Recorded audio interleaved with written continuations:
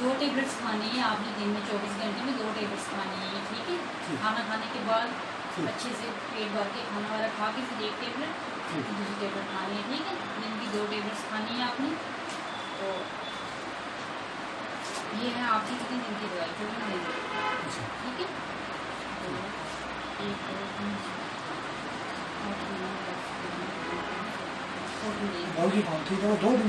2 3 नहीं, तो ये दवाई आप कोई भी डोज इसकी मिस नहीं करनी है, कोई भी टेबलेट मिस नहीं करनी है। जैसे पूरी मतलब दिन की 2 खानी है, कल भी लगातार खानी है, ठीक है।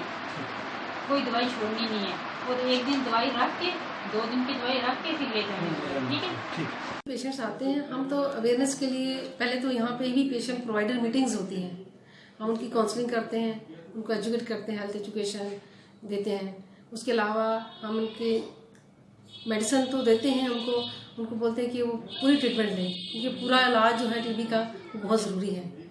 क्योंकि अगर पूरा इलाज नहीं होगा तो आजकल ड्रग रेसिस्टेंट टीबी हो रही है, जो कि मेडिसिन जो इस पर इफेक्ट नहीं कर रही है। जो रूटीन में जो हमें 4 ड्रग्स होती हैं वो इन पर इफेक्ट नहीं कर रही हैं, उसके लिए हमें एक्स्ट्रा इनको ड्रग्स देनी पड़ती है और ज़्यादा ड्यूरेशन के लिए 2 से 2.5 साल का इनका इलाज फिर किया जाता है।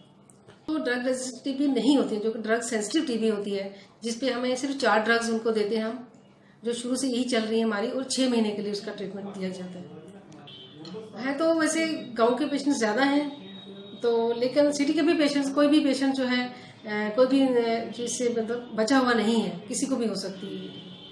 उनको मेडिसिन तो हमको बता रहे हैं आपको, उनको फ्री ऑफ कॉस्ट दी जाती है।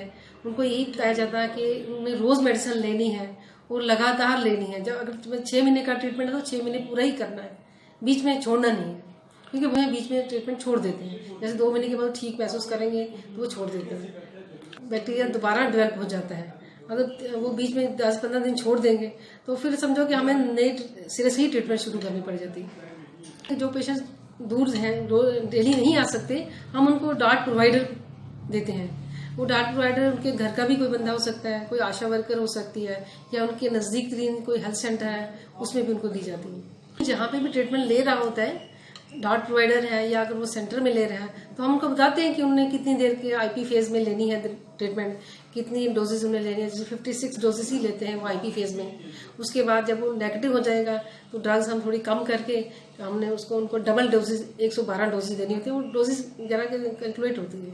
अगर पेशेंट बीच में थोड़ा सा नहीं आ रहा होता है तो सबसे पहले तो STS जो है हमारा ब्लॉक लेवल पे होता है, वो उनके घर जाता है, उसको रिट्रीव करने की कोशिश करता है। अगर वो तभी भी नहीं आए तो फिर मेडिकल ऑफिसर जाता है, नहीं तो बाद में लास्ट में हम DTO खुद जाता है।